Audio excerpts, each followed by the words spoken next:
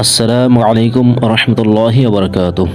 তারপর যাত্রীদল যখন বের হয়ে পড়ল, তখন তাদের পিতা বলল, তোমরা যদি আমাকে অপ্রকৃতিস্থ মনে না করো, তবে বলি আমি ইউসুফের ঘ্রাণ পাচ্ছি। তারা বলল, আল্লাহর শপথ, আপনি তো আপনার পূর্ব বিভ্রান্তিতেই রয়েছেন। তারপর যখন সুসংবাদবাহক উপস্থিত হলো এবং তার মুখমণ্ডলের উপর জামাটি রাখল, তখন সে দৃষ্টিশক্তি ফিরে পেল। সুবহানাল্লাহি ওয়া বিহামদিহি সুবহানাল্লাহিল আযীম। সে বলল, আমি কি তোমাদের বলিনি আমি আল্লাহর কাছ থেকে জানি যা তোমরা জানো না? ওরা বলল, হে আমাদের পিতা, আমাদের পাপের জন্য ক্ষমা প্রার্থনা করুন, আমরা তো অপরাধী। সে বলল, আমি আমার প্রতিপালকের কাছে তোমাদের জন্য ক্ষমা প্রার্থনা করব, তিনি তো অতি ক্ষমাশীল পরম দয়ালু। সূরা ইউসুফ আয়াত নম্বর 94 থেকে 98। হজরত ইয়াকুব আলাইহিস সালাম এখানে বিনিয়ামিনের সাথে ইউসুফের নামও উল্লেখ করলেন, অথচ বাহ্যত এ স্থলের সাথে হজরত ইউসুফ আলাইহিস সালাম এর অনুসন্ধানের কোনো সম্পর্কই নেই, কেননা দীর্ঘকাল হতে তার কোনো অনুসন্ধান নেই। হজরত ইয়াকুব আলাইহিস সালামকে জানানো হয়েছিল ইউসুফ আলাইহিস সালামকে বাঘে খেয়েছে। এখানে বিনিয়ামিনের সাথে ইউসুফের নাম উল্লেখ করার কোনো সম্পর্ক থাকতে পারে না। অতএব বোধ হয় আল্লাহ তাআলা এখন হজরত ইয়াকুব আলাইহিস সালাম এর শোক ও দুঃখময় জীবনের অবসান ঘটাতে ইচ্ছা করেছেন, আর হজরত ইয়াকুব আলাইহিস সালামকে এরূপ ইঙ্গিত করে দিয়েছেন বিনিয়ামিনের এই ঘটনায় ইউসুফ আলাইহিস সালাম এর সাক্ষাৎ লাভের রহস্য নিহিত রয়েছে।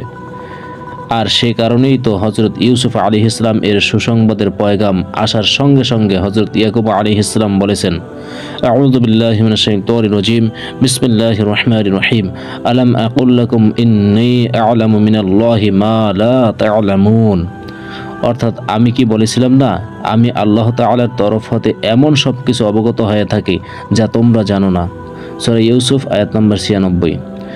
যা হোক, ইউসুফ আলাইহিস সালাম এর ভাইয়েরা কিছুটা পিতার পীড়াপিড়ি এবং কিছুটা বাস্তবিক এই দুর্ভিক্ষের চরম ভয়াবহতা এবং আশেপাশে শস্যের নামগন্ধ পর্যন্ত ছিল না বলে তৃতীয়বার মিশর সফরে যাত্রা করল এবং শাহী দরবারে পৌঁছে বলতে লাগলো, হে আজিজ, আমাদেরকে এবং আমাদের পরিবারবর্গকে দুর্ভিক্ষ চরম দুরবস্থায় পতিত করেছে। এবার আমরা মূল্যও খুব সামান্যই এনেছি, এটুকুই গ্রহণ করুন। এখন ক্রয় বিক্রয় এবং লেনদেনের ব্যাপার নয়, আমাদের দ্বারা মূল্য পরিশোধ হওয়া সম্ভব নয়। কাজেই আপনার খেদমতে আমাদের আবেদন, অনুগ্রহপূর্বক খাদ্যশস্য পূর্ণ মাত্রায় ওজন করে দিন এবং আমাদেরকে অভাবী মনে করে নিজের তরফ হতে দয়া করুন। আল্লাহ পাক দানশীলদের উত্তম বিনিময় দান করেন। হজরত ইউসুফ আলাইহিস সালাম যখন পিতামাতা ও ভাইদের এ দুরবস্থার কথা শুনলেন এবং তাদের বিনীত আবেদন ও অভাবমূলক প্রার্থনার বাধ্যকারী অবস্থা চিন্তা করলেন, তখন তার অন্তর দয়ায় বিগলিত হয়ে গেল। এবার আর সহ্য করতে পারলেন না, নিজেকে গোপন রাখবেন এবং রহস্য প্রকাশ করবেন না। অবশেষে বলতে লাগলেন, কেন ভাইয়েরা, তোমরা কি জানো তোমরা ইউসুফ ও তার ভাইয়ের সাথে কিরূপ ব্যবহার করেছো যখন তোমরা মূর্খতায় মত্ত ছিলে? সূরা ইউসুফ আয়াত নম্বর 89। ভাইয়েরা এ স্থলে অপ্রত্যাশিত কথাবার্তা শ্রবণ করে চমকে উঠল। কথার ধরনের উপর গভীরভাবে লক্ষ্য করে হঠাৎ তাদের কিছু খেয়াল হলো এবং বলে উঠল, বাস্তবেই কি আপনি ইউসুফ? বস্তুত তারা এবার অস্থিরতা ও পেরেশানির মধ্যে পড়ে গেল। আমরা তো আজিজে মিশরের দরবারে দণ্ডায়মান, তার সঙ্গে কথাবার্তা বলছি, এখানে অপ্রাসঙ্গিক রূপে ইউসুফের আলোচনা কেন? আকার আকৃতি ও কথা বলার ভঙ্গিকে এখন তারা অন্য উদ্দেশ্যে চিন্তা করে দেখল। তখন ইউসুফের এই আকৃতি চোখের সম্মুখে ভেসে উঠল। বুঝতে পারল নিঃসন্দেহে তিনি ইউসুফ। এরূপ ক্ষেত্রের এই উপযোগী স্বর ও সুরে বলে উঠল, আপনি কি বাস্তবিক ইউসুফ? হযরত ইউসুফ আলাইহিস সালাম বললেন, হ্যাঁ, আমি ইউসুফ এবং এই বিনিয়ামিন আমার সহোদর ভাই। আল্লাহ তাআলা আমাদের প্রতি অনুগ্রহ করেছেন, আর যে মন্দ কাজ হতে নিজেকে রক্ষা করে এবং মুসিবতে সবর করে, তাহলে আল্লাহ তাআলা নেককার লোকদের কর্মফল নষ্ট করেন না।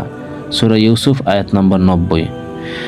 এখন হযরত ইউসুফ আলাইহিস সালাম এর ভাইয়েরা ইউসুফ আলাইহিস সালামের নিকট অনুতপ্ত, লজ্জিত ও অপদস্থ হওয়া এবং দোষ ত্রুটি স্বীকার করা ছাড়া আর কি করতে পারে? তৎসঙ্গেই হযরত ইউসুফ আলাইহিস সালামকে ধ্বংস করার জন্য নিজেদের সমস্ত অপচেষ্টার ছবি চোখের সম্মুখে ভেসে উঠল। আর যখন এ সত্যটি তারা পরিষ্কার বুঝতে পারল, যাকে কাল কেনানের কূপের মধ্যে ফেলে এসেছিল, তিনি আজ আজিজে মিশর, বরং মিশরের রাজমুকুট ও সিংহাসনের মালিক।